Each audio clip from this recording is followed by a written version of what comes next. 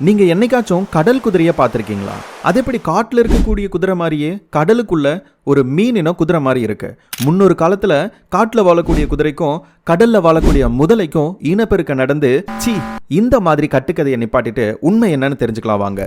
கடல்வாழ் உயிரினங்கள் சில நேரத்துல நிலத்துல வாழக்கூடிய சில உயிரினங்கள் மாதிரி தோற்றத்துல இருக்கும். அந்த வகையில இன்னைக்கு நம்ம கடல் குதிரையை பத்தி தெளிவா பார்க்க போறோம். இது ஒரு மீன் இனம் தான். ஆனா மத்த மீன் மாதிரி இல்லாம தோற்றத்துல குதிரை மாதிரி இருக்கு. மீன் இனத்துல பரிணாம வளர்ச்சியில இந்த மாதிரி குதிரை மாதிரியான ஒரு தோற்றத்துல இருக்கு.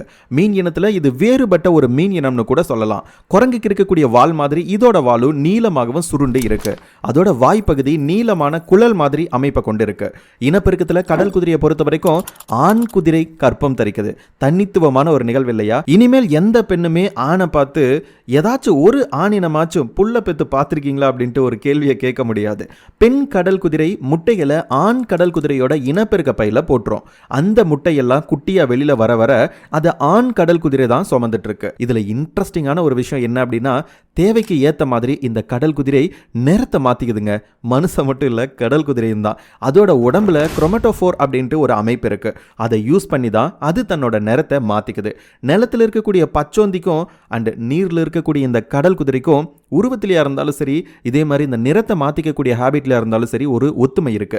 சூழலுக்கு ஏத்த மாதிரியும் எதிரிங்கிட்ட இருந்து தப்பிக்கிறதுக்கும் இந்த நிறத்தை மாத்திக்குது நேரத்துக்கு நேரம். இந்த மாதிரி சுவாரஸ்யமான விஷயங்கள் நீங்க தொடர்ந்து தெரிஞ்சுக்கணும் அப்படின்னா என்ன பண்ணணும்? நம்மளுடைய சேனலை இப்பவே சப்ஸ்கிரைப் பண்ணி மோட்டிவேட் பண்ணுங்க.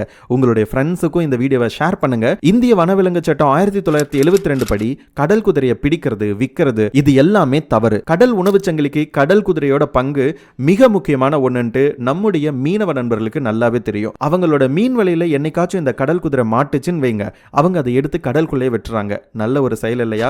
சோ இந்த மீனவ நண்பர்களுக்காக இந்த கடல் குதிரை ஷார்ட்ஸ்க்கு ஒரு லைக் கொடுங்க. கடல்வாழ் உயிரினத்துல உங்களை கவர்ந்த உயிரினம் எதுன்னு கமெண்ட்ல சொல்லுங்க. கூடவே உங்களுடைய இமோஜிஸ்ல இந்த கடல் குதிரை இருக்கா அப்படின்னு செக் பண்ணுங்க. இருந்துச்சு அப்படின்னா அதை கமெண்ட்ல சொல்லுங்க.